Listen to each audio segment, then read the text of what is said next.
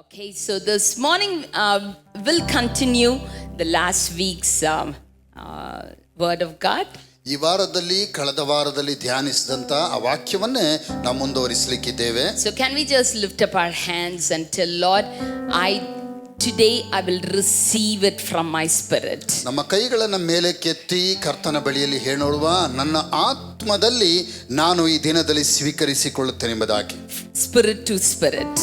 ಆತ್ಮದಿಂದ ಆತ್ಮಕ್ಕೆ. God's spirit will just transfer his word to us. ದೇವರ ಆತ್ಮನು ತಾನೇ ನಮ್ಮ ಆತ್ಮಕ್ಕೆ ತನ್ನ ಮಾತುಗಳನ್ನು ವರ್ಗಾಯಿಸಲಿ. Father in heaven, we come to the throne of grace. ಪರಲೋಕದಲ್ಲಿರುವಂತ ನಮ್ಮ ತಂದೆಯೇ, ನಿನ್ನ ಕೃಪೆಯ ಸಿಂಹಾಸನದ ಬಳಿಗೆ ಬರುತ್ತೇವೆ. With all humility, I'm here to just transfer your word to your people. ಕರ್ತನೇ, ನಿನ್ನ ಜನರಾದ ನಮಗೆ ನಿನ್ನ ಮಾತುಗಳನ್ನ ವರ್ಗಾಯಿಸಬೇಕೆಂಬುದಾಗಿ ದೀನತೆಯೊಟ್ಟಿಗೆ ನಮ್ಮನ್ನು ಸಮರ್ಪಿಸಿ ಕೇಳಿಕೊಳ್ಳುತ್ತೇವೆ. Help us to receive your mind through your spirit. ನಿನ್ನ ಮನಸ್ಸಿನಲ್ಲಿರುವುದನ್ನು ನಿನ್ನ ಆತ್ಮನ ಮೂಲಕವಾಗಿ ಸ್ವೀಕರಿಸಿಕೊಳ್ಳುವುದಕ್ಕೆ ನಮಗೆ ಸಹಾಯ ಮಾಡು. In Jesus' name we pray. ಯೇಸುವಿನ ನಾಮದಲ್ಲಿ ಪ್ರಾರ್ಥಿಸುತ್ತೇವೆ. Amen. Amen. Amen. Amen. Amen. So this morning we are going to just see things with a demo. ಈ ದಿವಸದಲ್ಲಿ ಕೆಲವು ಕಾರ್ಯಗಳನ್ನ ನಾವು ಪ್ರದರ್ಶನದೊಟ್ಟಿಗೆ ತಿಳಿದುಕೊಳ್ಳಿಕ್ಕಿದ್ದೇವೆ. Indeed, I just love to do this demo, and I don't know how many hundreds of times I've done this. I've done this hundreds of times. ಈ ಒಂದು demo ಅಂದ್ರೆ ಈ ಪ್ರದರ್ಶನವನ್ನ ನೂರಾರು ಬಾರಿ ನಾನಿಲ್ಲಿ ಮಾಡಿದ್ದೇನೆ. And you might wonder why again. ಮತ್ತೆ ಇನ್ನೊಂದು ಸರ್ತಿ ಯಾಕೆ ಈ ಪ್ರದರ್ಶನ ಎಂಬುದಾಗಿ ನೀವು ಯೋಚಿಸಬಹುದು. I know that many of us are new. ನನಗೆ ಗೊತ್ತು, ನಿಮ್ಮಲ್ಲಿ ಕೆಲವರು ಹೊಸಬರಿದ್ದೀರಿ. So even if it is very old for you, many times you have seen like God can give something from that, a new revelation. I've been teaching about this for the last 18 years. ಸುಮಾರು 18 ವರ್ಷಗಳಿಂದ ಈ ಒಂದು ಸತ್ಯವೇದವನ್ನು ನಾನು ಬೋಧಿಸುತ್ತಾ ಇದ್ದೇನೆ. ಒಂದು ವೇಳೆ ನಿಮ್ಮಲ್ಲಿ ಕೆಲವರಿಗೆ ಇದೊಂದು ಹಳೆಯ ವಿಷಯವಾಗಿರಬಹುದು, ಆದರೆ ಈ ದಿನ ಇದನ್ನು ನೀವು ಕೇಳಿಸಿಕೊಳ್ಳುವಾಗ ಮತ್ತೆ ನಿಮ್ಮ ಜೊತೆಯಲ್ಲಿ ದೇವರಾತ್ಮನು ಮಾತನಾಡೋದಕ್ಕೆ ಶಕ್ತನಾಗಿದ್ದಾನೆ. And as I told, hundreds of times I've been talking about this, and I love doing that.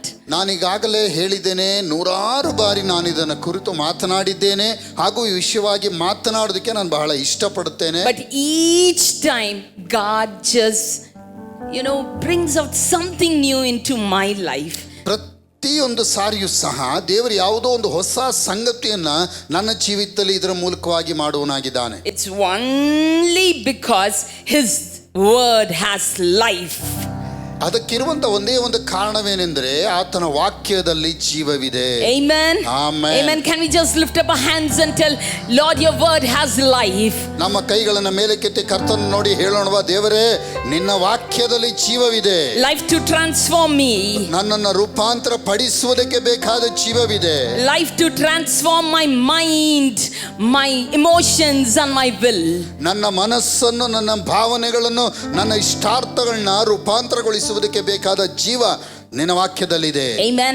Amen. So flesh counts for nothing, but spirit gives life. ಶರೀರವು ಯಾವುದಕ್ಕೂ ಕೆಲಸಕ್ಕೆ ಬಾರುವುದಿಲ್ಲ, ಆದರೆ ಆತ್ಮನು ಜೀವವನ್ನು ಹುಟ್ಟಿಸುವನಾಗಿದ್ದಾನೆ. And God says, the word that I have spoken is life and spirit. ದೇವರ ವಾಕ್ಯದಲ್ಲಿ ಈ ರೀತಿಯಾಗಿ ಹೇಳಲ್ಪಟ್ಟಿದೆ, ದೇವರೇ ಹೇಳಿದ್ದಾನೆ, ನಾನು ಮಾತನಾಡುವಂತ ಈ ಮಾತಿನಲ್ಲಿ ಜೀವವು ಆತ್ಮವೂ ಇದೆ ಎಂಬುದಾಗಿ. Yeah, before getting into the word, I just want to thank dear Frank and Sangeeta. Frank ಮತ್ತು ಸಂಗೀತ ಅವ್ರಿಗೂ ಸಹ ನನ್ನ ವಂದನೆಯನ್ನು ತಿಳಿಸುವುದಕ್ಕೆ ಬಯಸ್ತೇನೆ. Day before yesterday they just flew from Assam. ಅವರು ಅಸ್ಸಾಂನಿಂದ ಇಲ್ಲಿಗೆ ಬಂದಿದ್ದಾರೆ. Okay, and they are here for their family function. ಒಂದು ಕುಟುಂಬದ ಒಂದು ಕಾರ್ಯಕ್ರಮಕ್ಕಾಗಿ ಅವರು ಇಲ್ಲಿ ಬಂದಿದ್ದಾರೆ. And Frank always I don't know how to put into words. every time we just think about Frank, see Frank, like our heart rejoices, and he is one of our faithful sons, like Timothy, like we have Frank, and we are always proud of him. ಪ್ರತಿ ಬಾರಿ ಫ್ರಾಂಕನ್ನ ಕುರಿತು ಯೋಚಿಸುವಾಗ ನಮ್ಮ ಹೃದಯ ಸಂತೋಷ ಪಡುತ್ತೆ. ಕಾರಣವೇನೆಂದರೆ ಪೌಲನಿಗೆ ತಿಮೋತೆ ಇದ್ದ ಹಾಗೆ ನಿಜ ಕುಮಾರನೆಂಬುದಾಗಿ ಹೇಳುವ ಹಾಗೆ ನಂಬಿಗಸ್ತನಾದಂಥ ಒಬ್ಬ ವ್ಯಕ್ತಿಯಾಗಿ ನಾನು ಅವ್ರನ್ನ ಕುರಿತು ಹೆಮ್ಮೆ ಪಡುತ್ತೇನೆ. Yesterday I was just talking about him to my kids, and I was like, name anything, he is good in those.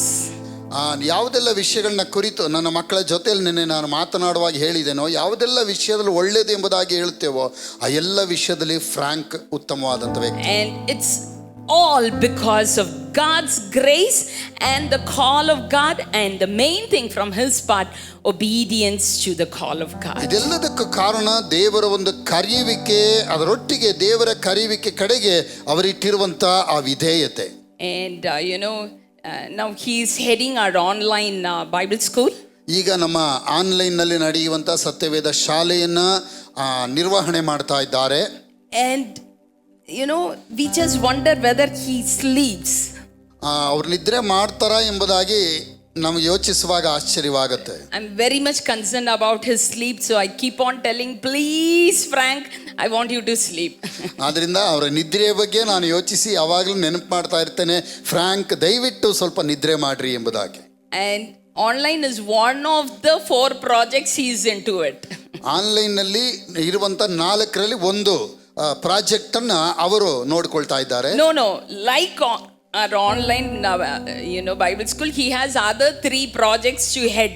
ಅದಲ್ಲದೆ ಇನ್ನೂ 3 ಬೇರೆ ಆನ್ಲೈನ್ ಬೈಬಲ್ ಕಾಲೇಜ್ ಅಲ್ಲದೆ ಇನ್ನೂ 3 ಕಾರ್ಯಗಳು ಅವರು ನೋಡಿಕೊಳ್ಬೇಕಾಗಿದೆ. So the Assam Bible translation, which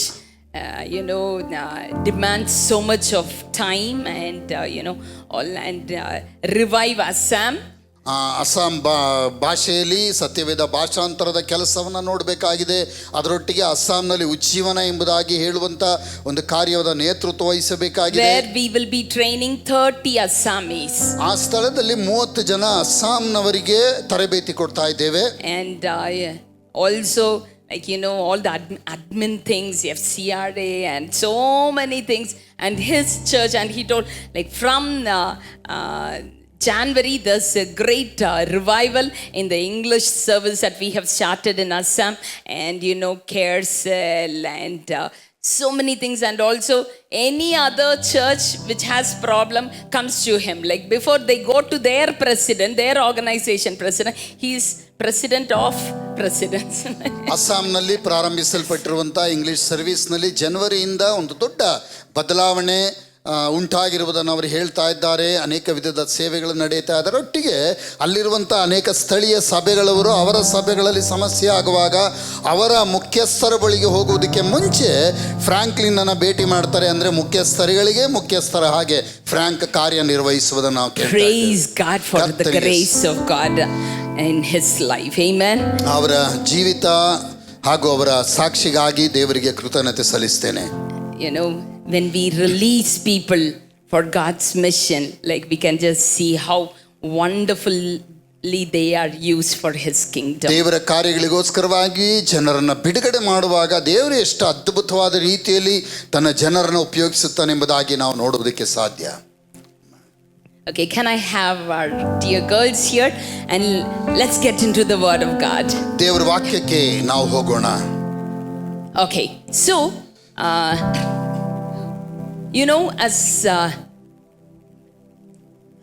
as a child, I always had a lot of problem to understand about Trinity. ನಾನು ಚಿಕ್ಕ ವಯಸ್ಸಿನಲ್ಲಿರುವಾಗ ಈ ತ್ರಯೇಕತ್ವವನ್ನು ಕುರಿತಾಗಿ ಅರ್ಥ ಮಾಡಿಕೊಳ್ಳೋದಕ್ಕೆ ಬಹಳವಾಗಿ ಶ್ರಮ ಪಡ್ತಾ ಇದ್ದೆ. Is he 3 persons or 1 person, 1 person, 3 persons? Like Many have that. ಇದು ಒಬ್ಬ ವ್ಯಕ್ತಿಯ ಅಥವಾ ಮೂರು ವ್ಯಕ್ತಿಯ ಅಥವಾ ಮೂರು ವ್ಯಕ್ತಿತ್ವ, ಮೂರು ವ್ಯಕ್ತಿಯ ಅಥವಾ ಒಬ್ಬನೇ ವ್ಯಕ್ತಿಯಲ್ಲಿ ಮೂರು ವ್ಯಕ್ತಿತ್ವ, ಹೀಗೆ ಒಂದು ಗೊಂದಲವಿತ್ತು. And people used to give lot of explanation for that, like water, light, and nothing used to satisfy my understanding. ಇದಕ್ಕೆ ಜನರು ಬೆಳಕನ್ನಿಟ್ಟು ನೀರನ್ನಿಟ್ಟು ಅನೇಕ ವಿವರಣೆಗಳನ್ನ ಕೊಟ್ಟರೂ ಸಹ ನನಗೆ ತೃಪ್ತಿ ಆಗ್ತಾ ಇರಲಿಲ್ಲ, ಸರಿಯಾಗಿ ಅರ್ಥವೂ ಆಗ್ತಾ ಇರಲಿಲ್ಲ. About egg, all they used to tell, okay. ಆ ಮೊಟ್ಟೆಯನ್ನು ಕುರಿತಾಗಿ. But the word of God can give us a clear picture. ಆದರೆ ದೇವರ ವಾಕ್ಯವು ನಮಗೆ ಸ್ಪಷ್ಟವಾದ ಚಿತ್ರಣವನ್ನು ಕೊಡುವಂತದ್ದಾಗಿದೆ. When I was talking about, teaching about this new creation, God just opened my eyes and showed in His word how we can understand about the tree and God.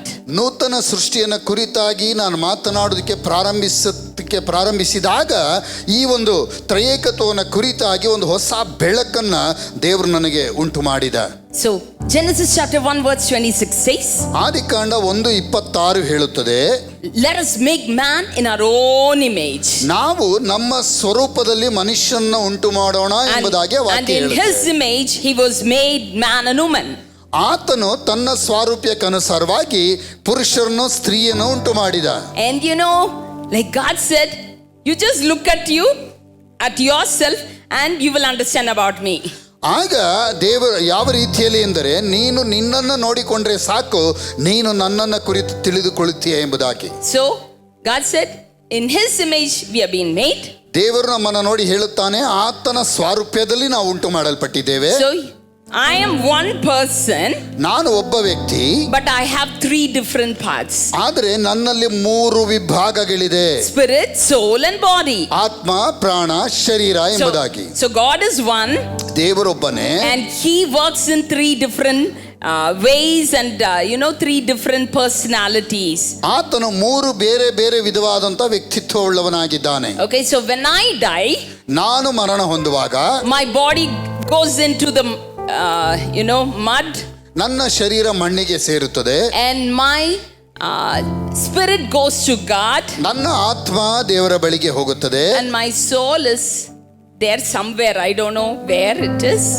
ನನ್ನ ಪ್ರಾಣ ಅಥವಾ ನನ್ನ ಜೀವ ಎಲ್ಲಿಗೆ ಹೋಗುತ್ತದೆ ಎಂಬುದಾಗಿ ಗೊತ್ತಿಲ್ಲ, ಎಲ್ಲೋ ಒಂದು ಸ್ಥಳಕ್ಕೆ ಹೋಗುತ್ತೆ. Okay, because there are many many schools of thought about that. ಇದರ ವಿಷಯವಾಗಿ ಅನೇಕ ವಿಧವಾದಂತ ಆಲೋಚನೆಗಳು, ವಿಚಾರಗಳು ಹೇಳಲ್ಪಟ್ಟಿದೆ. So I always tell, after I die, like I will come back and tell you. ನಾನು ಅದಕ್ಕೆ ಒಂದು ಉತ್ತರ ಹೇಳ್ತೇನೆ, ನಾನು ಸತ್ತ ನಂತರವಾಗಿ ನಾನು ಎಲ್ಲಿಗೆ ಹೋದೆ ಎಂಬುದಾಗಿ ನಾನು ಹೇಳ್ತೇನೆ ಅಂತ. Just for a joke, okay. ತಮಾಷೆಯಾಗಿ ನಾನು ಹೇಳಿದ್ದು. I can never come back, like. ಯಾಕಂದ್ರೆ ಹೋದ್ಮೇಲೆ ಮತ್ತೆ ಹಿಂತಿರುಗಿ ಬರೋದಿಲ್ಲ. Okay, so how many of us can understand, like 3 different ways but one person, 3 different things in our life, okay, spirit, soul and body, and the same way God is one, and Father, Son and Holy Spirit. ಆತ್ಮ, ಪ್ರಾಣ, ಶರೀರ ಎಂಬುದಾಗಿ ಹೇಳುವಂತ 3 ವಿಧವಾದಂತ ವಿಭಾಗ ಮನುಷ್ಯನ ಶರೀರದಲ್ಲಿ ಇರುವಂತ ರೀತಿಯಲ್ಲೇ ದೇವರಲ್ಲಿಯೂ ಸಹ ತ್ರಯೇಕತ್ವದಲ್ಲಿ 3 ವಿಭಾಗಗಳಿದೆ.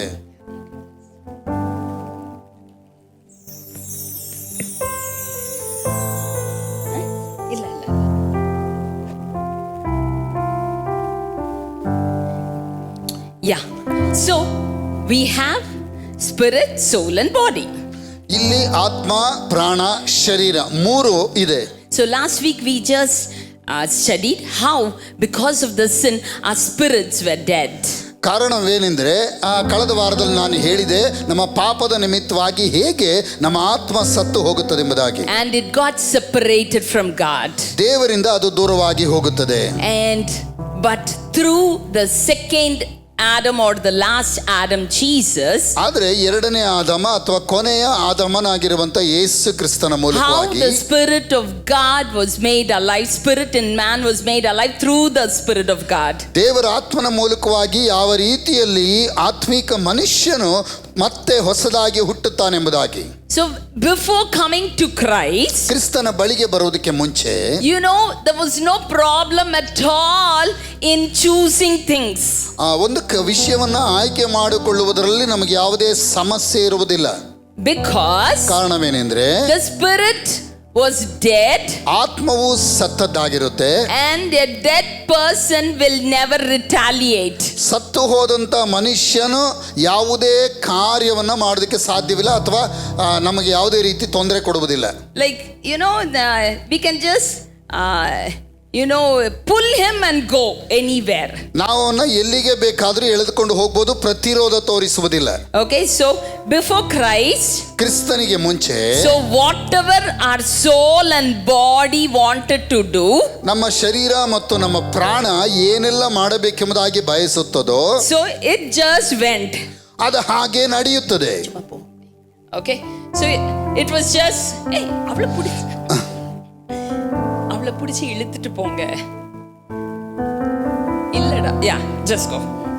Okay, so it was very easy for them,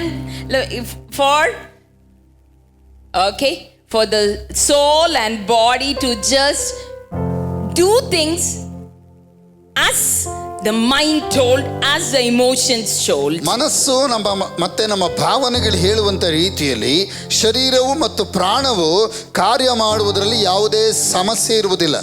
So many of us have told, before coming to Christ, like there was no problem at all. ನಮ್ಮಲ್ಲಿ ಅನೇಕರು ಹೇಳುವಂತ ಒಂದು ಕಾರ್ಯ, ಕ್ರಿಸ್ತನ ಬಳಿಗೆ ಬರುವುದಕ್ಕೆ ಮುಂಚೆ ನನಗೆ ಯಾವ ಸಮಸ್ಯೆ ಇರಲಿಲ್ಲ.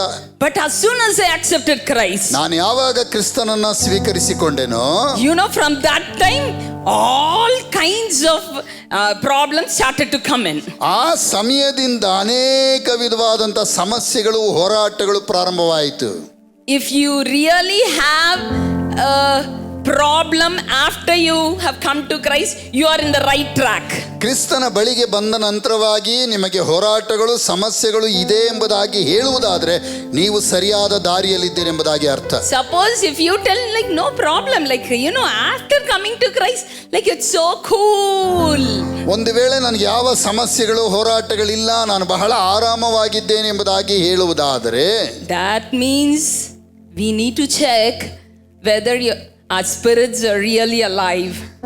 ಅದರ ಅರ್ಥವೇನೆಂದರೆ ನಮ್ಮ ಆತ್ಮ ನಿಜವಾಗ್ಲೂ ಜೀವಂತವಾಗಿ ಇದೆಯಾ ಎಂಬುದಾಗಿ ಪರೀಕ್ಷಿಸಿ ನೋಡಿಕೊಳ್ಳಬೇಕಾಗತ್ತೆ. Okay, so before coming to Christ, ಕ್ರಿಸ್ತನ ಬಳಿಗೆ ಬರುವುದಕ್ಕೆ ಮುಂಚೆ, like we did everything through our soul and body. ನಾವು ಎಲ್ಲ ಕಾರ್ಯಗಳನ್ನ ಶರೀರ ಮತ್ತು ಪ್ರಾಣದ ಮೂಲಕವಾಗಿ ಮಾಡುತ್ತಾ ಇರುತ್ತೇವೆ. So as we know, ನಮಗೆ ಗೊತ್ತಿರುವ ಹಾಗೆ, okay, so we have mind, emotion, will and flesh, bones and blood, or the five sense organs. ನಮ್ಮ ಶರೀರದಲ್ಲಿ ನೋಡುವಾಗ 5 ಇಂದ್ರಿಯಗಳು ಕಾರ್ಯ ಮಾಡುತ್ತವೆ, ಮಾಂಸ, ಮೂಳೆ ಹಾಗೂ ರಕ್ತ ಎಂಬುದಾಗಿ. ಅದೇ ಸಮಯದಲ್ಲಿ ನಮ್ಮ ಮನಸ್ಸಿನಲ್ಲಿ ನಮ್ಮ ಮನಸ್ಸು ಹಾಗೂ ಭಾವನೆಗಳು, ಅದರೊಟ್ಟಿಗೆ ನಮ್ಮ ಆಲೋಚನೆಗಳು ಎಂಬುದಾಗಿ 3 ವಿಭಾಗವಿರುತ್ತದೆ. So this was dead in sin. ಇದು ಪಾಪದ ನಿಮಿತ್ತವಾಗಿ, ಅಂದ್ರೆ ಆತ್ಮ ಸತ್ತದ್ದಾಗಿದೆ.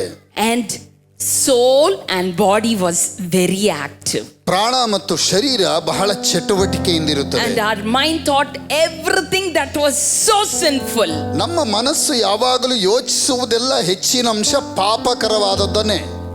One important thing, like this revelation, like many people don't have, like how God has made us righteous and still how sin is dwelling in us. And I request you to just hear the word of God with all your mind so that it will get into our spirit. ನಮ್ಮಲ್ಲಿ ಅನೇಕರಿಗೆ ಅರ್ಥವಾಗದೇ ಇರುವಂತ ಒಂದು ಕಾರ್ಯ, ದೇವರೊಬ್ಬ ಮನುಷ್ಯನನ್ನ ನೀತಿವಂತನಾಗಿ ಮಾಡಿದ ನಂತರವಾಗಿಯೂ ಅವನೊಳಗೆ ಪಾಪ ಹೇಗೆ ವಾಸ ಮಾಡೋದಕ್ಕೆ ಸಾಧ್ಯ ಎಂಬುದಾಗಿ ಯೋಚಿಸುವಂತ ಒಂದು ಕಾರ್ಯ. ಅದು ಅರ್ಥವಾಗಬೇಕಾದಲ್ಲಿ ನಾವು ದೇವರ ವಾಕ್ಯವನ್ನ ಗಮನವಿಟ್ಟು ಕೇಳುವಾಗ ಅದು ನಮ್ಮ ಮನಸ್ಸಿನಲ್ಲಿ ಹೋಗಿ ಕ್ರಿಯೆ ಮಾಡುವಂತದ್ದಾಗಿರುತ್ತದೆ. Can we just look into our neighbor's eyes and tell, yeah, come on, be alert. ಪಕ್ಕದಲ್ಲಿರೋರು ನೋಡಿ ಹೇಳ್ರಿ, ಎಚ್ಚರಿಕೆಯಿಂದ ಗಮನಿಸಿರಿ. Okay, let's just move on. So the soul and body was completely under sin. ಪ್ರಾಣ ಮತ್ತೆ ಶರೀರ ಸಂಪೂರ್ಣವಾಗಿ ಪಾಪದ ಅಧೀನದಲ್ಲಿರುತ್ತದೆ. Okay, and once we accept Christ as our Savior, ನಾವು ಯೇಸು ಕ್ರಿಸ್ತನನ್ನ ನಮ್ಮ ಸ್ವಂತ ರಕ್ಷಕನಾಗಿ ಸ್ವೀಕರಿಸಿಕೊಳ್ಳುವಾಗ, once we come into the kingdom of God, ನಾವು ದೇವರ ರಾಜ್ಯದ ಒಳಗೆ ಪ್ರವೇಶಿಸಿದ ನಂತರ, once the life of God was transferred into our spirit, ನಮ್ಮ ಆ ಜೀವಿತ ಆತ್ಮದಲ್ಲಿ ರೂಪಾಂತರ ಮಾರ್ಪಟ್ಟ ನಂತರವಾಗಿ, okay, so what happened is ಏನು ನಡೆಯುತ್ತದೆ ಅಂದ್ರೆ, our spirits were made alive. ನಮ್ಮ ಆತ್ಮ ಜೀವವನ್ನ ಹೊಂದಿಕೊಳ್ಳುತ್ತದೆ. Okay, so the spirit that was dead comes into life back again and it gets connected with God. ಸತ್ತು ಹೋದಂತ ಆತ್ಮ ಜೀವವನ್ನ ಹೊಂದಿಕೊಂಡದ್ದಾಗಿ ದೇವರೊಟ್ಟಿಗೆ ಸಂಪರ್ಕವುಳ್ಳದ್ದಾಗಿ ಮಾರ್ಪಡುತ್ತದೆ. So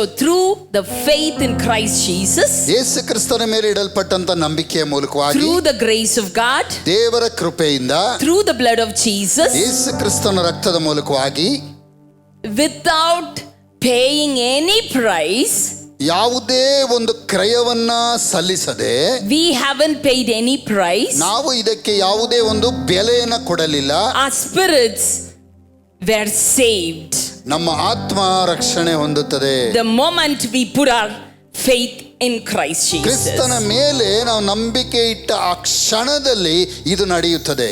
Okay, are you there? ಇಲ್ಲೇ ಇದ್ದೀರಾ? Amen. Amen. Are we able to understand? ನಿಮಗೆ ಅರ್ಥವಾಗ್ತಾ ಇದೆಯಾ? Yes?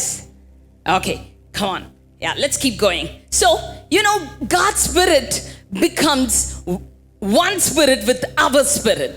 ದೇವರ ಆತ್ಮ ನಮ್ಮಲ್ಲಿರುವಂತ ಆತ್ಮದೊಟ್ಟಿಗೆ ಒಟ್ಟಾಗಿ ಹೆಣೆಯಲ್ಪಡುತ್ತದೆ. So, the moment we become his children, ನಾವು ಆತನ ಮಕ್ಕಳಾಗುತ್ತಿದ್ದ ಹಾಗೆಯೇ, very important, we have to understand that only our spirit becomes holy and righteous.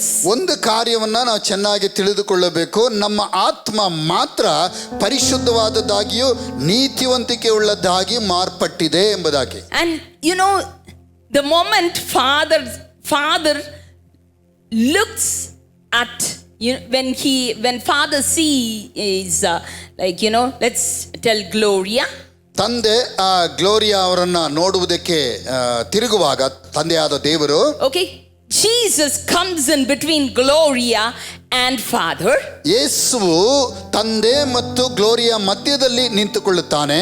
and Jesus will tell, ಯೇಸು ಹೇಳುತ್ತಾನೆ, okay, so I have shed my blood for her, ನಾನು ನನ್ನ ರಕ್ತವನ್ನ ಈಕೆಗಾಗಿ ಸುರಿಸಿದ್ದೇನೆ. and father sees us through Christ. ತಂದೆಯು ಯೇಸುವಿನ ಮೂಲಕವಾಗಿಯೇ ಗ್ಲೋರಿಯಾವನ್ನ ನೋಡುತ್ತಾನೆ. Only because Jesus comes in between us and the Father, we are not consumed. ನಮಗೂ ತಂದೆಯಾದ ದೇವರಿಗೂ ಮಧ್ಯದಲ್ಲಿ ಯೇಸು ಕ್ರಿಸ್ತನು ಬಂದದ್ರ ನಿಮಿತ್ತವಾಗಿಯೇ ನಾವಿನ್ನೂ ನಾಶವಾಗಿಲ್ಲ. Amen. Amen. So, because of Christ's righteousness, we are made righteous. ಕ್ರಿಸ್ತನ ನೀತಿಯ ನಿಮಿತ್ತವಾಗಿ ನಾವು ನೀತಿವಂತರಾಗಿ ಮಾರ್ಪಟ್ಟಿದ್ದೇವೆ. It's not our good deeds, ಇದು ನಮ್ಮ ಒಳ್ಳೆ ಕ್ರಿಯೆಗಳಿಂದಲ್ಲ, but because of his righteousness, ಆದರೆ ಆತನ ನೀತಿಯ ನಿಮಿತ್ತವಾಗಿ, because of his grace, ಆತನ ಕೃಪೆಯ ನಿಮಿತ್ತವಾಗಿ, because of his blood, ಆತನ ರಕ್ತದ ನಿಮಿತ್ತವಾಗಿ I've been declared righteous. ನಾನು ನೀತಿವಂತನ ಎಂಬುದಾಗಿ ಘೋಷಿಸಲ್ಪಟ್ಟೆ. Amen. Amen. Amen. Amen. So, only because of our spirit is made righteous, that's how God calls us righteous. ನಮ್ಮ ಆತ್ಮ ನೀತಿವಂತಿಕೆಯನ್ನ ಹೊಂದಿದ್ದರ ನಿಮಿತ್ತವಾಗಿ ದೇವರು ನಮ್ಮನ್ನ ನೋಡಿ ನೀತಿವಂತರೆಂಬುದಾಗಿ ಕರೆಯುತ್ತಾನೆ. Okay? Amen. So till now, all okay? ಎಲ್ರಿಗೂ ಅರ್ಥವಾಯ್ತಾ? Okay. So now, ಈಗ the moment we accepted Christ, ನಾವು ಯೇಸುವನ್ನ ಸ್ವೀಕರಿಸಿಕೊಂಡ ಆ ಕ್ಷಣದಲ್ಲಿ our soul and our bodies have been the same. ನಮ್ಮ ಪ್ರಾಣ ಮತ್ತು ಶರೀರ ಇದ್ದ ಹಾಗೆಯೇ ಇರುತ್ತದೆ. There has been no change at all. ಅದರಲ್ಲಿ ಯಾವುದೇ ಒಂದು ಬದಲಾವಣೆ ಉಂಟಾಗುವುದಿಲ್ಲ. So here there's completely no sin. ಇಲ್ಲಿ ಸಂಪೂರ್ಣವಾಗಿ ಅಂದ್ರೆ ಆತ್ಮದಲ್ಲಿ ಯಾವುದೇ ಪಾಪವಿಲ್ಲ. 100% like we have been made holy. 100ಕ್ಕೆ 100ರಷ್ಟು ನಾವು ಪರಿಶುದ್ಧವಾಗಿ ಮಾಡಲ್ಪಟ್ಟಿದ್ದೇವೆ. But when it comes to soul and body, ಆದರೆ ನಮ್ಮ ಪ್ರಾಣ ಮತ್ತು ಶರೀರದ ವಿಷಯಕ್ಕೆ ಬರುವಾಗ the old sin is still there. ನಮ್ಮ ಹಳೆಯ ಪಾಪ ಇನ್ನೂ ಸಹ ಹಾಗೆಯೇ ಇದೆ. How many of us can understand? ನಿಮ್ಮಲ್ಲಿ ಎಷ್ಟು ಜನರಿಗೆ ಇದು ಅರ್ಥವಾಯಿತು? Yes. So my soul, my body is still under sin's control. ನನ್ನ ಪ್ರಾಣ ಮತ್ತೆ ನನ್ನ ಶರೀರ ಇನ್ನೂ ಸಹ ಪಾಪದ ಆಳ್ವಿಕೆಯಲ್ಲಿಯೇ ಇದೆ. How we all wish that, I really wish the moment we accept Christ, we all become like angels. ನಮ್ಮಲ್ಲಿ ಎಷ್ಟು ಜನರಿಗೆ ಆಸೆ, ನಾನು ಕ್ರಿಸ್ತನನ್ನ ಸ್ವೀಕರಿಸಿಕೊಂಡ ತಕ್ಷಣ ದೇವದೂತರ ಹಾಗೆ ಮಾರ್ಪಡಬೇಕೆಂಬುದಾಗಿ. I really wish that. ನಾನು ಸಹ ಅದನ್ನು ಆಸೆ ಪಡ್ತೇನೆ. But you know, that's not possible. ಆದರೆ ಅದು ಎಂದಿಗೂ ಸಾಧ್ಯವಿಲ್ಲ. But ಆದರೆ it's possible. ಆದರೆ ಅದು ಸಾಧ್ಯ. Okay? How? ಹೇಗೆ? So, for this transformation, ಈ ಒಂದು ರೂಪಾಂತರಕ್ಕೆ, for the transformation in the spirit, ಆತ್ಮದಲ್ಲಿ ಉಂಟಾಗುವಂತ ರೂಪಾಂತರ, it was just, you know, that second when we accepted Christ, that's it. Like, you know, our spirits became ಯೇಸುವನ್ನ new. ಸ್ವೀಕರಿಸಿಕೊಂಡಂತ ಆ ಕ್ಷಣದಲ್ಲಿ ಸಂಭವಿಸುವಂತ ಒಂದು ಘಟನೆ ಅದು. But ಆದರೆ regarding our soul and body, ನಮ್ಮ ಪ್ರಾಣ ಮತ್ತೆ ಶರೀರದ ವಿಷಯಕ್ಕೆ ಬರುವುದಾದ್ರೆ it's a process. ಇದು ಒಂದು ಪ್ರಕ್ರಿಯೆ, ಅಂದ್ರೆ ಸತತವಾಗಿ ನಡೆಯುವಂತ ಒಂದು ಕಾರ್ಯ. So our sinful soul and our body is always at war with spirit. ಪಾಪಭರಿತವಾಗಿರುವಂತ ನಮ್ಮ ಪ್ರಾಣ ಮತ್ತು ಶರೀರ ಯಾವಾಗಲೂ ಆತ್ಮದೊಟ್ಟಿಗೆ ಹೋರಾಡುತ್ತಲೇ ಇರುತ್ತದೆ. So now, like a person who has been there in sin for 20 years, ಒಬ್ಬ ಮನುಷ್ಯ 20 ವರ್ಷಗಳ ಕಾಲ ಪಾಪದಲ್ಲಿ ಬದುಕಿರುವುದಾದ್ರೆ, okay, so the moment he accepts Christ, ಅವನು ಯೇಸುವನ್ನ ಸ್ವೀಕರಿಸಿಕೊಂಡ ಕ್ಷಣದಲ್ಲಿ, so 20 years only 2 kings were ruling. 20 ವರ್ಷಗಳು ಇಬ್ಬರು ಅರಸರು ಆಳ್ವಿಕೆ ಮಾಡ್ತಾ ಇದ್ರು. And now another new king has come. ಈಗ ಹೊಸದಾಗಿ ಇನ್ನೊಬ್ಬ ಅರಸ ಬಂದಿದ್ದಾನೆ. And if this king becomes a sovereign king, ಈ ಅರಸ ಒಬ್ಬ ಸಾಮ್ರಾಟನಾಗಿರುವಾಗ, if he takes the lead, ಆತನು ಎಲ್ಲದರ ಮೇಲೆ ಅಧಿಕಾರವನ್ನು ತೆಗೆದುಕೊಳ್ಳುವಾಗ, like you know, our life will go from victory to victory, from glory to glory. ನಮ್ಮ ಜೀವಿತ ಜಯದ ಮೇಲೆ ಜಯವನ್ನು, ಮಹಿಮೆಯ ಮೇಲೆ ಮಹಿಮೆಯನ್ನು ಹೊಂದಿಕೊಳ್ಳುತ್ತದೆ. You know, every day, every second, ಪ್ರತಿ ದಿನ, ಪ್ರತಿ ಕ್ಷಣ. so there's a intense fight going inside of us. ಉದ್ದೇಶಪೂರ್ಣ ತೀವ್ರವಾದಂತ ಒಂದು ಹೋರಾಟ ಯಾವಾಗಲೂ ನಮ್ಮ ಒಳಗಡೆ ನಡೆಯುತ್ತಲೇ ಇರುತ್ತದೆ. Spirit of, you know, our spirit which has been quickened by the Spirit of God, ನಾವು ದೇವರ ಆತ್ಮನ ಮೂಲಕವಾಗಿ ನಮ್ಮ ಆತ್ಮ ವೇಗವನ್ನು ಪಡೆದುಕೊಂಡು ಕ್ರಿಯೆ ಮಾಡೋದಕ್ಕೆ ಪ್ರಾರಂಭಿಸುತ್ತದೆ. so that always wants to do God's will. ಅದು ಯಾವಾಗಲೂ ದೇವರ ಚಿತ್ತವನ್ನ, ದೇವರ ಇಷ್ಟವನ್ನ ನೆರವೇರಿಸುವುದಕ್ಕೆ But the ಬಯಸುವಂತದ್ದಾಗಿರುತ್ತದೆ. soul and the body ಆದರೆ ಶರೀರ ಮತ್ತು ನಮ್ಮ ಪ್ರಾಣ always wants to go behind sin. ಯಾವಾಗಲೂ ಸಹ ಪಾಪದ ಹಿಂದೆ ಹೋಗುವುದಕ್ಕೆ Okay, ಬಯಸುವಂತದ್ದಾಗಿರುತ್ತದೆ. it loves sin. ಅದು ಪಾಪವನ್ನ ಪ್ರೀತಿಸುವಂತದ್ದಾಗಿರುತ್ತದೆ. Okay, so every day, ಪ್ರತಿ ದಿನ, every second, ಪ್ರತಿ ಕ್ಷಣ, you know, there's an intense fight going on. ಈ ಒಂದು ತೀವ್ರವಾದಂತ ಹೋರಾಟ ನಡೆಯುತ್ತಲೇ ಇರುತ್ತದೆ. And as we saw yesterday, ನಾವು ನಿನ್ನೆ no, ನೋಡಿದ last week. ಕಳೆದ ವಾರದಲ್ಲಿ ನೋಡಿದ ಹಾಗೆ, Okay, so which law is stronger? ಯಾವ ನಿಯಮ ಬಲಿಷ್ಠವಾದದ್ದಾಗಿದೆ? You know, whichever is stronger will win. ಯಾವುದು ಬಲಿಷ್ಠವಾಗಿರುತ್ತದೋ ಅದು ಗೆಲ್ಲುತ್ತದೆ. In every situation, ಪ್ರತಿಯೊಂದು ಪರಿಸ್ಥಿತಿಗಳಲ್ಲಿ, in every place, ಪ್ರತಿಯೊಂದು ಸ್ಥಳದಲ್ಲಿ there's always a fight going on. ಯಾವಾಗಲೂ ಒಂದು ಯುದ್ಧ ನಡೆಯುತ್ತಲೇ And ಇರುತ್ತದೆ. sometimes, ಕೆಲವು ಸರ್ತಿ so the stronger, like every time the stronger will win. ಪ್ರತಿ ಸಾರಿ ಬಲಿಷ್ಠರಾಗಿರುವಂತವರು ಗೆಲ್ಲುತ್ತಾರೆ. Let's tell Gloria's spirit is very strong now. ಓ ಗ್ಲೋರಿಯಾ ಆತ್ಮ ಈಗ ಬಲಿಷ್ಠವಾಗಿದೆ. So what happens? ಏನಾಗುತ್ತದೆ? You know? So spirit won. ಅಲ್ಲಿ ಆತ್ಮ ಗೆಲುವನ್ನ ಸಾಧಿಸುತ್ತೆ. Wow, that's wonderful. ಓ ಅದು ಬಹಳ ಸುಂದರವಾದದ್ದು. Okay, so the spirit was full of God's word, and you know the renewing word of God worked in her life so much. So the mind always fought against the sinful thought, and it was victorious. ನೂತನ ಪಡಿಸುವಂತ ದೇವರ ವಾಕ್ಯ ಗ್ಲೋರಿಯ ಆತ್ಮದಲ್ಲಿ ಕ್ರಿಯೆ ಮಾಡುವುದರ ನಿಮಿತ್ತವಾಗಿ ಪಾಪಮಯವಾಗಿರುವಂತ ಆಲೋಚನೆಗಳು, ವಿಚಾರಗಳು, ಕ್ರಿಯೆಗಳನ್ನ ಅದು ಜಯಿಸುತ್ತದೆ. Okay, now Gloria became like, you know, little lukewarm. Gloria ಒಂದು ಬಸವನ ಹುಳುವಿನ ತರ ಆಗಿಬಿಟ್ರೆ, ಬಸವನ ಎಲ್ಲ ಪುರಿಮಾ. Okay, so what happens?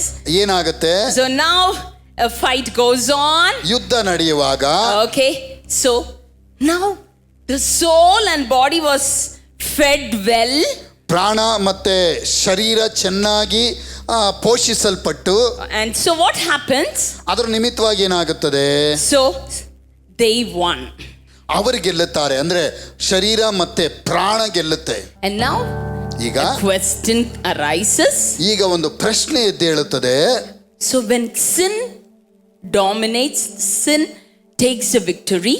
ಪಾಪ ಜಯವನ್ನ ಹೊಂದಿ ಪಾಪ ನಮ್ಮ ಮೇಲೆ ಆಳ್ವಿಕೆ ಮಾಡುವುದಾದ್ರೆ, will Jesus also be here with me? ಯೇಸು ನನ್ನ ಜೊತೆಯಲ್ಲಿರುತ್ತಾನಾ at that time? ಆ ಸಮಯದಲ್ಲಿ? Yeah, come on. So I see a person telling no. ಕೆಲವರು ಹೇಳ್ತಾರೆ ಇರುವುದಿಲ್ಲ. Will Jesus be here when I sin after I accept Christ? ಯೇಸುವನ್ನ ಸ್ವೀಕರಿಸಿಕೊಂಡ ನಂತರ ನಾನು ಪಾಪವನ್ನ ಮಾಡುವಾಗ ಯೇಸು ನನ್ನ ಜೊತೆಯಲ್ಲಿ ಇರುತ್ತಾನಾ? Yeah? ಇರುತ್ತಾನಾ? Yes. ಇರ್ತಾರೆ. ಇರುತ್ತಾನೆ. He will be there. ಆತನಲ್ಲೇ ನಮ್ಮ ಜೊತೆಯಲ್ಲೇ ಇರುತ್ತಾನೆ. You know, but he will be so sad and he will weep there like, my child whom I am redeemed has given herself to sin. ಯೇಸು ಅಲ್ಲಿ ವೇದನೆಯೊಟ್ಟಿಗೆ ದುಃಖದೊಟ್ಟಿಗೆ, ಅಯ್ಯೋ ನನ್ನ ಮಗನೋ ಮಗಳೋ ಪಾಪಕ್ಕೆ ತನ್ನನ್ನು ಬಿಟ್ಟು ಕೊಟ್ಟು ಬಿಟ್ರಲ್ಲ ಎಂಬುದಾಗಿ ದುಃಖಿಸುತ್ತಾ ಇರುತ್ತಾನೆ. Ephesians chapter 4 verse 30.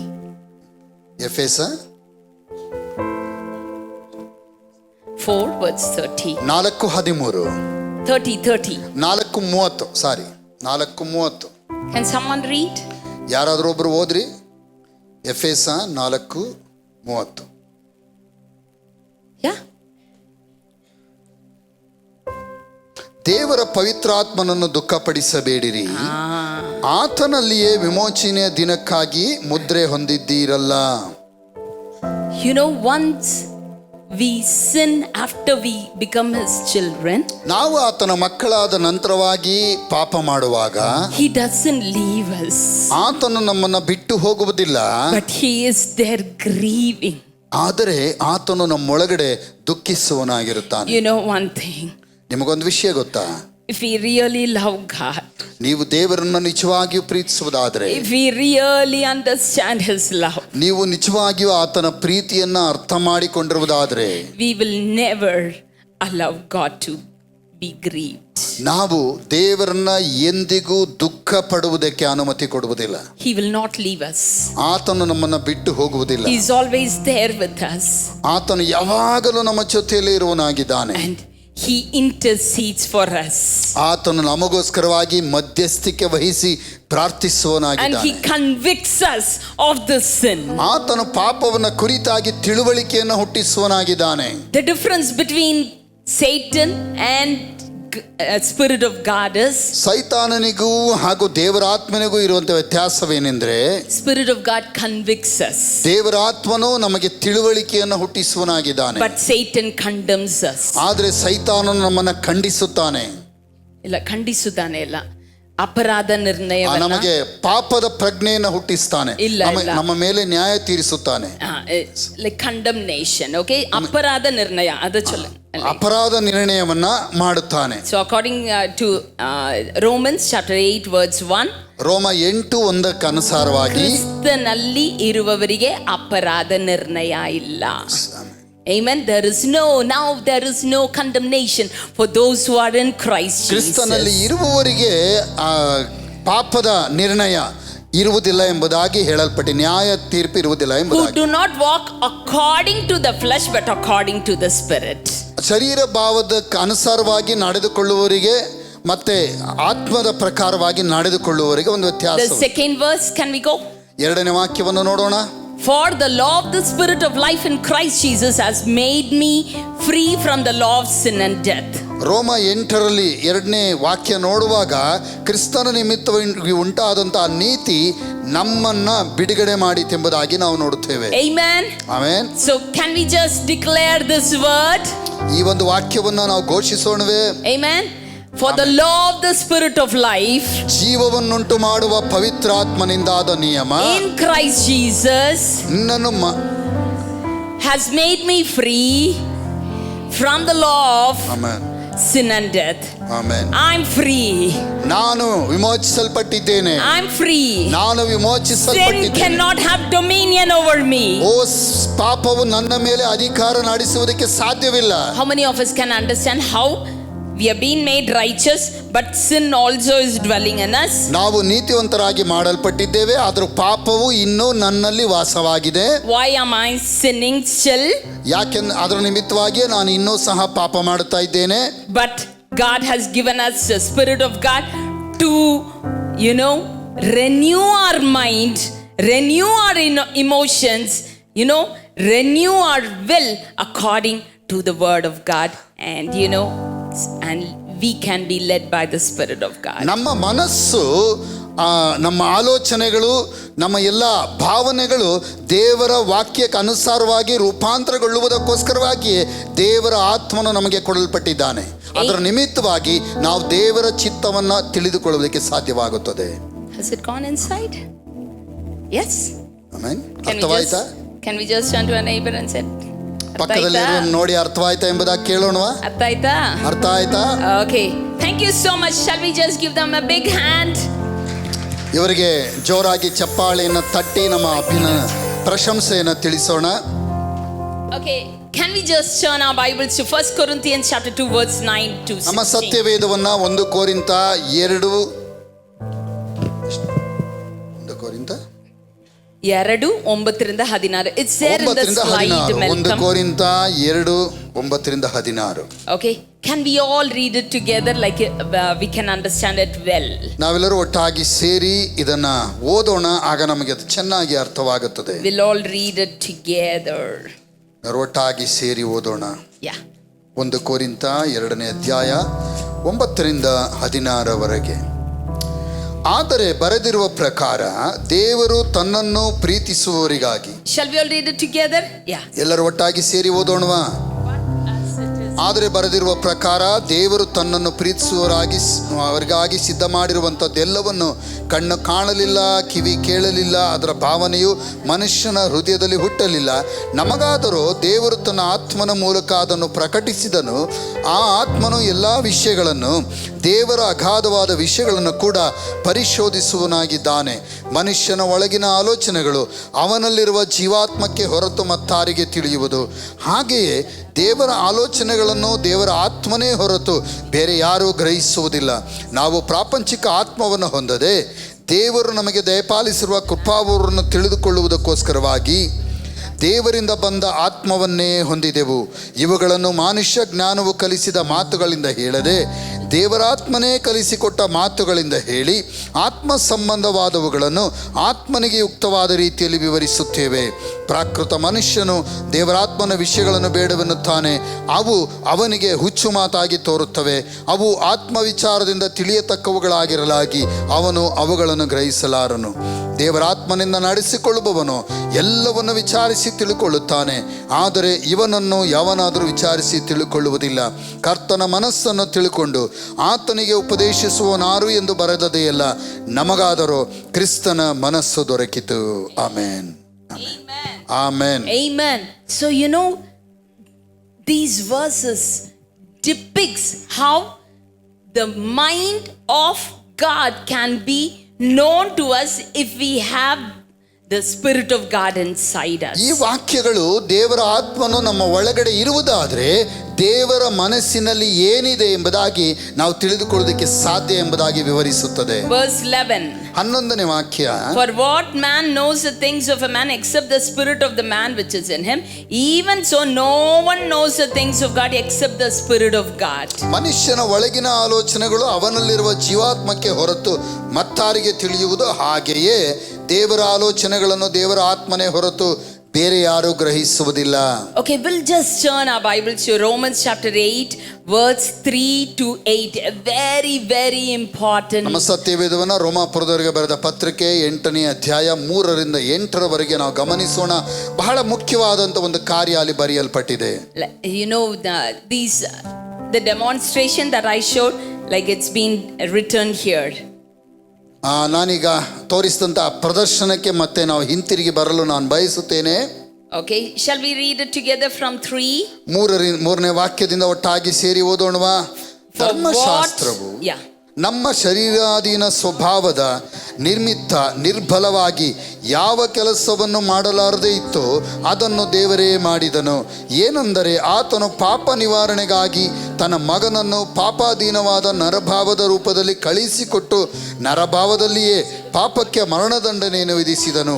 ಹೀಗಿರಲು ಶರೀರ ಭಾವಕ್ಕೆ ಅನುಸಾರವಾಗಿ ನಡೆಯದೆ ಪವಿತ್ರಾತ್ಮಾನುಸಾರವಾಗಿ ನಡೆಯುವರಾದ ನಮ್ಮಲ್ಲಿ ಧರ್ಮಶಾಸ್ತ್ರದ ನಿಯಮವು ನೆರವೇರುವುದಕ್ಕೆ ಮಾರ್ಗವಾಯಿತು. ಶರೀರ ಭಾವವನ್ನು ಅನುಸರಿಸುವವರು ಅದಕ್ಕೆ ಸಂಬಂಧಪಟ್ಟವುಗಳ ಮೇಲೆ ಮನಸ್ಸಿಡುತ್ತಾರೆ.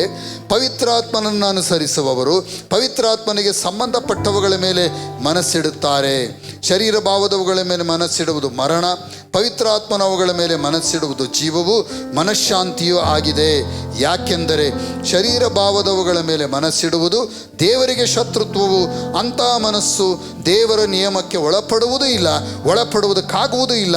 ಶರೀರ ಭಾವಾಧೀನರು ದೇವರಿಗೆ ಮೆಚ್ಚುಗೆಯಾಗಿರಲಾರರು ಎಂಬುದೇ. Amen. Amen. Amen. Verse 6 tells, 6ನೇ ವಾಕ್ಯವು ಹೇಳುತ್ತದೆ, for to be carnally minded is death, ಶರೀರ ಭಾವದವುಗಳ ಮೇಲೆ ಮನಸ್ಸಿಡುವುದು ಮರಣ, but to be spiritually minded is life and peace. ಪವಿತ್ರಾತ್ಮಗಳ ಮೇಲೆ ಮನಸ್ಸಿಡುವುದು ಜೀವವು ಮನಃಶಾಂತಿಯೂ ಆಗಿದೆ. Romans 8:14 tells, ರೋಮ 8:14 ಹೇಳುತ್ತದೆ, those who are led by the Spirit will be called as his sons of God. ಯಾರು ದೇವರ ಆತ್ಮನನ್ನು ನಡೆಸಿಕೊಳ್ಳುತ್ತಾರೋ ಅವರು ದೇವರ ಮಕ್ಕಳು ಅನ್ನಿಸಿಕೊಳ್ಳುತ್ತಾರೆ ಎಂಬುದಾಗಿ. You know, if we turn our Bibles to Romans chapter 6 verse 12, ನಮ್ಮ ಸತ್ಯವೇದವನ್ನ ರೋಮಾಪುರದಾಗ ಬರೆದ ಪತ್ರಿಕೆ 6 12 and 13. 12 ಮತ್ತೆ 13ನೇ ವಾಕ್ಯದ ಕಡೆ ತಿರುಗಿಸುವುದಾದರೆ, shall we read it together? ನಾವು ಒಟ್ಟಾಗಿ ಸೇರಿ ಓದೋಣವಾ? Therefore do not let sin reign in your mortal body, but that you should obey it in its lust, and do not present your members as instruments of unrighteousness to sin, but present yourself to God as being alive from the dead, and your members as instruments of righteousness to God. Amen. Amen. Amen. Amen. And verse 11, 11ನೇ ವಾಕ್ಯ, likewise you also reckon yourself to be dead indeed to sin, but alive to God in Christ Jesus our Lord. ಅದೇ ಪ್ರಕಾರ ನೀವು ಸಹ ನಿಮ್ಮನ್ನು ಕ್ರಿಸ್ತ ಯೇಸುವಿನ ಐಕ್ಯದಿಂದ ಪಾಪದ ಪಾಲಿಗೆ ಸತ್ತವರು ದೇವರಿಗಾಗಿ ಜೀವಿಸುವವರು ಎಂದು ಎಣಿಸಿಕೊಳ್ಳಿರಿ. You know, few years before, ಅನೇಕ ವರ್ಷಗಳ ಹಿಂದೆ I used to keep 8 alarms, ನಾನು 8 ಅಲಾರ್ಮ್ ಅನ್ನು ಇಟ್ಕೊಡ್ತಾ ಇದ್ದೆ. and every time that alarm goes, ಪ್ರತಿ ಸಾರಿ ಅಲಾರಾಮ್ ಬಡಿದುಕೊಳ್ಳುವಾಗ I will tell, ನಾನು ಹೇಳ್ತಿದ್ದೆ, I'm dead to sin. ನಾನು ಪಾಪಕ್ಕೆ ಸತ್ತು ಹೋಗಿದ್ದೇನೆ. Okay, and in my mirror I had written and get, I'm dead to sin. ನಾನು ನನ್ನ ಕನ್ನಡಿಯ ಮೇಲೆ ಬರೆದಿದ್ದೆ, ನಾನು ಪಾಪದ ಪಾಲಿಗೆ ಸತ್ತು ಹೋಗಿದ್ದೇನೆ. You know, and whenever my organs want to sin, ನಮ್ಮ ಶರೀರದ ಅಂಗಗಳು ಪಾಪ ಮಾಡೋದಕ್ಕೆ ಬಯಸುವಾಗ I always tell, these are the instruments of righteousness. ಇದು ನೀತಿಗೆ ಇರುವಂತ ಉಪಕರಣಗಳಾಗಿದೆ, ನೀತಿಯ ಸಾಧನಗಳಾಗಿದೆ ಎಂಬುದು. When my eye want to sin, ನನ್ನ ಕಣ್ಣು ಪಾಪ ಮಾಡೋದಕ್ಕೆ ಬಯಸುವಾಗ, when my tongue want to sin, ನನ್ನ ನಾಲಿಗೆ ಪಾಪ ಮಾಡೋದಕ್ಕೆ ಬಯಸುವಾಗ, when my ear want to sin, ನನ್ನ ಕಿವಿ ಪಾಪ ಮಾಡೋದಕ್ಕೆ ಬಯಸುವಾಗ, I will tell this is an instrument of righteousness and I will not use it for unrighteous ಇದು purpose. ನೀತಿಯ ಉಪಕರಣವಾಗಿದೆ, ಆದ್ರಿಂದ ನಾನಿದನ್ನ ಅನೀತಿಯ ಕಾರ್ಯಗಳಿಗೋಸ್ಕರವಾಗಿ ಉಪಯೋಗಿಸುವುದಿಲ್ಲ. You know, one of the important verse will just go to Galatians chapter 5. ಗಲಾತ್ಯದವರಿಗೆ ಬರೆದ ಪತ್ರಿಕೆ 5ನೇ ಅಧ್ಯಾಯಕ್ಕೆ ಹೋಗುವುದಾದರೆ, I don't have time, I just want to tell 3 different things. 3 ಬೇರೆ ಬೇರೆ ಕಾರ್ಯಗಳನ್ನ ಹೇಳಿ ಮುಗಿಸಲು ನಾನು ಬಯಸುತ್ತೇನೆ. Whenever I teach, I always wish that the time goes very slowly. ನಾನು ಯಾವಾಗೆಲ್ಲ ಉಪದೇಶ ಮಾಡುತ್ತಿರ್ತೇನೋ ಅವಾಗೆಲ್ಲ ನಾನು ಅಂದ್ಕೊಳ್ಳೋದೇನೆಂದ್ರೆ ಸಮಯ ನಿಧಾನವಾಗಿ ಹೋಗಲಿ ಎಂಬುದಾಗಿ. Verse 25. 25ನೇ ವಾಕ್ಯ. If we live in the spirit, ನಾವು ಆತ್ಮನಿಂದ ಜೀವಿಸುತ್ತಿರಲಾಗಿ, let us also walk in the spirit. ಆತ್ಮನನ್ನ ಅನುಸರಿಸಿ ನಡೆಯೋಣ. And chapter 6, 6ನೇ ಅಧ್ಯಾಯ words 7 and 8. 7 ಮತ್ತು 8ನೇ ವಾಕ್ಯ. Do not be deceived, God is not mocked, for whatever a man sows that he will also reap. For he who sows to his flesh will of the flesh reap corruption, but he who sows to the spirit will of the spirit reap everlasting life. ಮೋಸ ಹೋಗಬೇಡ್ರಿ, ದೇವರು ತಿರಸ್ಕಾರ ಸಹಿಸುವವನಲ್ಲ. ಮನುಷ್ಯನು ತಾನು ಏನು ಬಿತ್ತುತ್ತಾನೋ ಅದನ್ನೇ ಕೊಯ್ಯಬೇಕು. ತನ್ನ ಶರೀರ ಭಾವವನ್ನು ಕುರಿತು ಬಿತ್ತುವವನು ಆ ಭಾವದಿಂದ ನಾಶನವನ್ನು ಕೊಯ್ಯುವನು. Words 5th chapter verse 16. 5:16ನೇ ವಾಕ್ಯ ಈ ರೀತಿಯಾಗಿ ಹೇಳುತ್ತದೆ, I say then walk in the spirit and you shall not fulfill the lust of the flesh. ನಾನು ಹೇಳುವುದೇನೆಂದರೆ ಪವಿತ್ರಾತ್ಮನನ್ನು ಅನುಸರಿಸಿ ನಡೆದುಕೊಳ್ಳ್ರಿ, ಆಗ ನೀವು ಶರೀರ ಭಾವದ ಅಭಿಲಾಷೆಗಳನ್ನು ಎಷ್ಟು ಮಾತ್ರಕ್ಕೂ ನೆರವೇರಿಸುವುದಿಲ್ಲ. 3 things I want to tell here. 3 ಕಾರ್ಯಗಳನ್ನ ನಾನು ಹೇಳುವುದಕ್ಕೆ ಬಯಸುತ್ತೇನೆ. Living in the spirit, ಆತ್ಮದಲ್ಲಿ ಜೀವಿಸುವುದು, walking in the spirit, ಆತ್ಮದಲ್ಲಿ ನಡೆಯುವುದು, sowing in the spirit. ಆತ್ಮದಲ್ಲಿ ಬಿತ್ತುವುದು. So God just told, he explained it to me. Live is, as soon as we are born, we are living, okay? ನಾವು ಹುಟ್ಟಿದ ದಿವಸದಿಂದ ಬದುಕುತ್ತಾ ಇದ್ದೇವೆ, ಇದು ಸಹಜವಾಗಿ ಗೊತ್ತಿರುವಂತ ಒಂದು ಕಾರ್ಯ. So living in the spirit is primary. ಆತ್ಮದಲ್ಲಿ ಜೀವಿಸುವುದು ಅನ್ನುವುದು ಪ್ರಥಮವಾದಂತ ಕಾರ್ಯ. And the next level is walking in spirit. ಎರಡನೇದಾಗಿ ನಡೆಯುವಂತ ಕಾರ್ಯ. The child starts to walk. ಆತ್ಮದಲ್ಲಿ ನಡೆಯುವುದು ಅಂದರೆ ಒಂದು ಮಗು ನಡೆಯುವುದಕ್ಕೆ ಪ್ರಾರಂಭಿಸಿತು ಅನ್ನುವ ಹಾಗೆ. And sowing is adult working. ಇದು ಬಿತ್ತುವುದು ಎಂಬುದಾಗಿ ಹೇಳುವಾಗ ಒಬ್ಬ ಯವನಸ್ಥ ಕೆಲಸ ಮಾಡುತ್ತಾನೆ. Okay, for his livelihood. ಆತನು ಪ್ರತಿದಿನದ ತನ್ನ ಜೀವನೋಪಾಯಕ್ಕಾಗಿ ದುಡಿಯುತ್ತಾನೆ. A farmer's, his lifestyle is sowing and reaping. ರೈತನ ಜೀವನ ಶೈಲಿ ನೋಡುವುದಾದ್ರೆ ಬಿತ್ತುವುದು ಕೊಯ್ಯುವುದು. And as last week we were talking about laws, right? ಕಳೆದ ವಾರದಲ್ಲಿ ನಾವು ನಿಯಮಗಳನ್ನ ಕುರಿತು ಮಾತನಾಡಿದ್ವಿ ಅಲ್ವಾ? So sowing and reaping is another law. ಬಿತ್ತುವುದು ಮತ್ತೆ ಕೊಯ್ಯುವುದು ಎರಡು ಸಹ ಇನ್ನೊಂದು ನಿಯಮ. And in Genesis chapter 6, after the flood, God says, sowing and reaping will never change. ಆದಿಕಾಂಡ ಪುಸ್ತಕದಲ್ಲಿ ನೋಡುವಾಗ ಜಲಪ್ರಳಯ ಆದ ನಂತರ ದೇವರು ನೋಹನೊಟ್ಟಿಗೆ ಮಾತನಾಡುವಾಗ ಹೇಳುತ್ತಿದ್ದಾನೆ, ಭೂಮಿ ಇರುವವರೆಗೂ ಬಿತ್ತುವುದು ಕೊಯ್ಯುವುದು ಯಾವಾಗಲೂ ಇರುತ್ತದೆ ಎಂಬುದಾಗಿ. So the first is we live in spirit. ನಾವು ಆತ್ಮದಲ್ಲಿ ಜೀವಿಸಬೇಕು. We walk in the spirit. ನಾವು ಆತ್ಮದಲ್ಲಿ ನಡೆಯಬೇಕು. And we sow in the spirit. ಆತ್ಮದಲ್ಲಿ ಬಿತ್ತಬೇಕು. My life should be full of Holy Spirit. ನನ್ನ ಜೀವಿತ ಸಂಪೂರ್ಣವಾಗಿ ದೇವರ ಆತ್ಮನಿಂದ ತುಂಬಲ್ಪಟ್ಟಿರಬೇಕು. My action should be full of Holy Spirit. ನನ್ನ ಕ್ರಿಯೆಗಳು ಸಹ ದೇವರ ಆತ್ಮನಿಂದ ತುಂಬಲ್ಪಟ್ಟಿರಬೇಕು. And my whatever is my lifestyle should be full of Holy Spirit. ನನ್ನ ಜೀವನ ಶೈಲಿ ಏನಿದೆಯೋ ಅದೆಲ್ಲವೂ ಸಹ ದೇವರ ಆತ್ಮನಿಂದ ಆವರಿಸಲ್ಪಟ್ಟಿರಬೇಕು.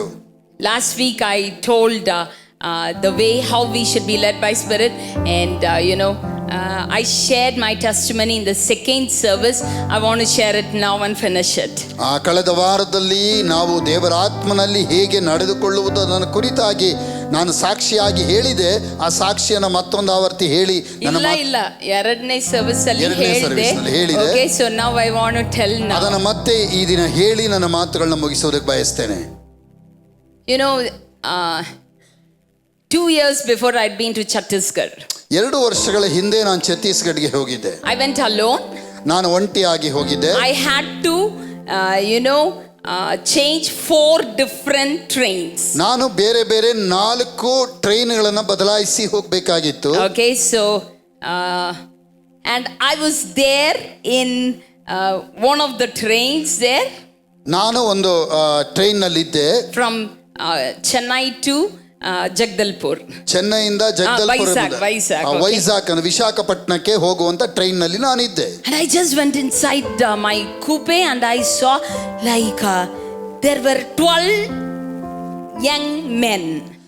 ಆ ಟ್ರೈನ್ ನಲ್ಲಿ ನಾನು ಕುಳಿತಿರುವಾಗ ಅಲ್ಲಿ 12 ಜನ ಯವನಸ್ಥರು ಕುಳಿತಿದ್ರು. And when I saw, like, I just thought these people like ticketless travelers are coming in this third AC. ನಾನು ಅವನ್ನ ನೋಡುವಾಗ ಈ ಥರ್ಡ್ AC ಟಿಕೆಟ್ ಇಲ್ಲದೆ ಪ್ರಯಾಣ ಮಾಡುವಂತವರು ಯಾರೋ ಬಂದ್ಬಿಟ್ಟಿದ್ದಾರೆ ಎಂಬುದಾಗಿ. I thought like TT will come and pull them all out. ನಾನು ಅನ್ಕೊಂಡೆ TT ಬರುವಾಗ ಇವರನ್ನ ಹೊರಗೆ ಹಾಕ್ತಾರೆ ಎಂಬುದಾಗಿ. But they all had ticket. ಆದ್ರೆ ಅವರೆಲ್ಲರ ಬಳಿಯಲ್ಲಿ ಟಿಕೆಟ್ ಇತ್ತು. The reason why I thought was, ನಾನು ಈ ರೀತಿಯಾಗಿ ಯೋಚಿಸುವುದಕ್ಕೆ ಕಾರಣವೇನೆಂದ್ರೆ, people like their face showed that they were pakka rowdies and like I don't know how to explain. The way you see, like the moment you see, like you will understand who they are. ಅವರುಗಳನ್ನ ನೋಡುವಾಗ ಅವರ ಮುಖಭಾವ, ಅವರ ಹೊರ ತೋರಿಕೆಗಳನ್ನ ನೋಡುವುದಾದ್ರೆ ಅವರು ಅಷ್ಟು ಒಳ್ಳೆಯ ವ್ಯಕ್ತಿಗಳ ಹಾಗೆ ಕಾಣಿಸ್ತಿರ್ಲಿಲ್ಲ. ಅದರಿಂದ ನಾನು ಹಾಗೆ ಯೋಚನೆ ಮಾಡಿದೆ. And 12 people, because from other coupes all they all like, because friends all are here.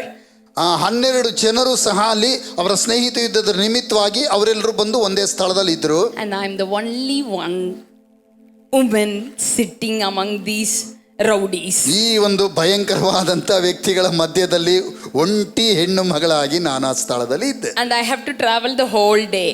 ನಾನು ಪೂರ್ಣ ದಿವಸ ಪೂರ್ತಿಯಾಗಿ ಪ್ರಯಾಣ ಮಾಡಬೇಕಾಗಿತ್ತು. And these people are from the northern parts where, like all sorts of evil things are prevalent. ಎಲ್ಲ ದುಷ್ಟ ಕಾರ್ಯಗಳು ಅಸ್ತಿತ್ವಕ್ಕೆ ಬರುವಂತ ಉತ್ತರದ ಭಾಗಕ್ಕೆ ಸೇರಿದವರಾಗಿದ್ದಾರೆ. They are going to Bihar. ಅವರು ಬಿಹಾರ್ಗೆ ಹೋಗ್ತಾ ಇದ್ರು. And I was sitting there. ನಾನು ಅಲ್ಲಿ ಕುಳಿತುಕೊಂಡಿದ್ದೆ. My natural mind told, ನನ್ನ ಸ್ವಾಭಾವಿಕ ಮನಸ್ಸು ಹೇಳ್ತಾ ಇತ್ತು, ಹಲೋ all men. ಎಲ್ಲರೂ ಪುರುಷರೇ. And that too not normal men. ಅದು ಸಾಧಾರಣವಾದಂತ ವ್ಯಕ್ತಿಗಳಲ್ಲ. And I just saw in my spirit. ನಾನು ನನ್ನ ಆತ್ಮದಲ್ಲಿ ಹೀಗೆ ಯೋಚನೆ ಮಾಡ್ತಿದ್ದೆ. I said, ನಾನು ಹೇಳಿದೆ, greater is he who's in me than who's among, like in them, like than these 12 people, the one who's in me is greater. ಈ 12 ಜನರಲ್ಲಿ ಇರುವುದಕ್ಕಿಂತ ನನ್ನೊಳಗಿರುವ ಆತನು ದೊಡ್ಡವನಾಗಿದ್ದಾನೆ. And these men, like they were doing all sorts of evil things. ಈ 12 ಜನರು ಎಲ್ಲಾ ಒಂದು ಅಸಭ್ಯವಾದಂತ ಕಾರ್ಯಗಳನ್ನ ಅಲ್ಲಿ ಮಾಡ್ತಾ ಇದ್ರು. Among them 2 men sat near me this side.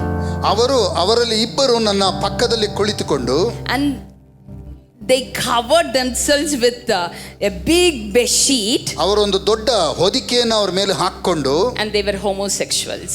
ಅವರು ಹೋಮೋಸೆಕ್ಷುವಲ್ ಸಲಿಂಗಿಗಳಾಗಿದ್ರು. And they were doing because other men were shouting, hey, don't do that, keep quiet, okay. ಅಲ್ಲಿದ್ದಂತ ಪುರುಷರು ಹಿಂಗೆಲ್ಲ ಮಾಡಬೇಡ್ರಿ, ಸುಮ್ಮನಿರಿ ಎಂಬುದಾಗಿ ಹೇಳ್ತಾ ಇದ್ರು. And I was there alone sitting. ನಾನು ಒಂಟಿಯಾಗಲ್ಲಿ ಕುಳಿತುಕೊಂಡು, okay, and I kept my pillow and my blanket here so that that was a bridge. ಅವರ ಮಧ್ಯದಲ್ಲಿ, ನನಗೂ ಅವರಿಗೂ ಮಧ್ಯದಲ್ಲಿ ಬ್ರಿಡ್ಜ್ನ ಹಾಗೆ ನನ್ನ ದಿಂಬನ್ನ, ನನ್ನ ಹೊದಿಕೆಯನ್ನ ಅಲ್ಲಿ ಇಟ್ಟಿದ್ದೆ ನಾನು. And I just saw myself, like I said, Lord, you are with me. ನಾನು ಆ ಸಮಯದಲ್ಲಿ ಹೇಳಿದ್ದೇನೆಂದ್ರೆ, ಕರ್ತನೇ ನೀನು ನನ್ನ ಜೊತೆಯಲ್ಲಿದ್ದೀಯ. And throughout the journey, ಆ ಪ್ರಯಾಣ ಪೂರ್ತಿಯಾಗಿ all the 12 men, ಎಲ್ಲ 12 ಜನರು the way they respected me and honored me. ಅವರು ನನ್ನನ್ನು ಗೌರವಿಸಿದ್ದು ಹಾಗೂ ನನ್ನನ್ನು ಘನಪಡಿಸಿದ ರೀತಿ ಉತ್ತಮವಾಗಿತ್ತು. And I was sitting there as, I am the, queen of this coupe. Because my king is living inside. ನಾನು ನನ್ನ ಒಳಗಡೆ ನನ್ನ ರಾಜನಿರುವುದರಿಂದ ನಾನು ಈ ಸ್ಥಳದಲ್ಲಿ ರಾಣಿಯ ಹಾಗೆ ಇದ್ದೇನೆ ಎಂಬುದಾಗಿ ನಾನು ತಿಳಿದುಕೊಂಡಿದ್ದೆ. I hadn't shared to anyone till last week. ಕಳೆದ ವಾರದವರೆಗೂ ಇದನ್ನು ಯಾರ ಬಳಿಯಲ್ಲೂ ನಾನು ಹಂಚಿಕೊಳ್ಳಿಲ್ಲ. I was sharing this to my mom and she told, உனக்கு ரொம்ப தான் ರಿವೈವ್. ನಮ್ಮ ಅಮ್ಮನ ಜೊತೆಯಲ್ಲಿ ಇದನ್ನು ಹಂಚಿಕೊಂಡಾಗ ಅವರು ಹೇಳಿದ್ರು, ನಿಂದು ಬಹಳ ಅತಿ ಆಯ್ತು ಎಂಬುದಾಗಿ. Okay, let's see things through our spirit. ಆದ್ರಿಂದ ಎಲ್ಲ ಕಾರ್ಯಗಳನ್ನ ನಮ್ಮ ಆತ್ಮದ ಮೂಲಕವಾಗಿ ನಾವು ನೋಡಬೇಕು. Let spirit man become stronger and stronger. ಆತ್ಮಿಕ ಮನುಷ್ಯನು ನಮ್ಮ ಒಳಗಡೆ ಬಲದ ಮೇಲೆ ಬಲವನ್ನು ಹೊಂದುತ್ತಾ ಇರಬೇಕು. Actually this subject I normally teach minimum of 40 hours. ಈ ಒಂದು ವಿಷಯವನ್ನು ಕುರಿತಾಗಿ ಕಡಿಮೆ ಅಂದರೂ 40 ಗಂಟೆಗಳ ಕಾಲ ನಾನು ಇದನ್ನು ಉಪದೇಶಿಸಬಲ್ಲೆ. No, ಉಪದೇಶಿಸಬೇಕಾಗಿದೆ, ಯಾಕಂದ್ರೆ I normally do in our Bible school. ನಮ್ಮ ಬೈಬಲ್ ಕಾಲೇಜಿನಲ್ಲಿ ಇದನ್ನು 40 ಗಂಟೆಗಳ ಅವಧಿಗೆ ನಾನು ಬೋಧನೆ ಮಾಡ್ತೇನೆ. Okay, so it's a very wonderful subject. I request you to go home, ask God to take you deeper. Let's live in the spirit, walk in the spirit and sow in the spirit. ಇದು ಒಂದು ಅದ್ಭುತವಾದಂತ ಒಂದು ವಿಷಯ. ಆದ್ರಿಂದ ನೀವು ಮನೆಯಲ್ಲಿ ಹೋಗಿ ದೇವರ ಜೊತೆಯಲ್ಲಿ ಮಾತನಾಡ್ರಿ, ದೇವರೇ ಇದನ್ನು ಕುರಿತು ನಮಗೆ ತಿಳಿಸು, ಕಲಿಸಿ ಎಂಬುದಾಗಿ ಕೇಳ್ರಿ. ದೇವರ ಆತ್ಮನಲ್ಲಿ ಜೀವಿಸುವುದು, ದೇವರ ಆತ್ಮನಲ್ಲಿ ನಡೆದುಕೊಳ್ಳುವುದು, ದೇವರ ಆತ್ಮನಲ್ಲಿ ಬಿತ್ತುವಂತ ಅನುಭವ ನಮ್ಮದಾಗಲಿ. Can we just declare, my real man is a spirit man?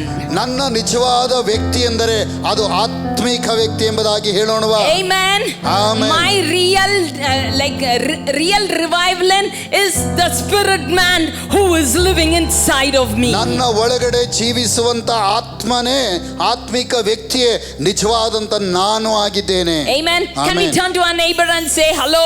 ಪಕ್ಕದಲ್ಲಿ ಇವರು ನೋಡಿ ಹೇಳೋಣವಾ? Your real man is a spirit man. ನಿಮ್ಮ ನಿಜವಾದಂತ ವ್ಯಕ್ತಿ ಅದು ಯಾರೆಂದ್ರೆ ನಿಮ್ಮೊಳಗಿರುವಂತ ಆತ್ಮನೇ. Amen. The spirit of God who quickened the body of Christ is living inside of me. ಎಲ್ಲ ಆತ್ಮಗಳನ್ನ ಉಜ್ಜೀವಿಸುವಂತ ಕ್ರಿಸ್ತನ ಆತ್ಮ ನಮ್ಮೊಳಗಡೆ ವಾಸ ಮಾಡುವನಾಗಿದ್ದಾನೆ. Amen.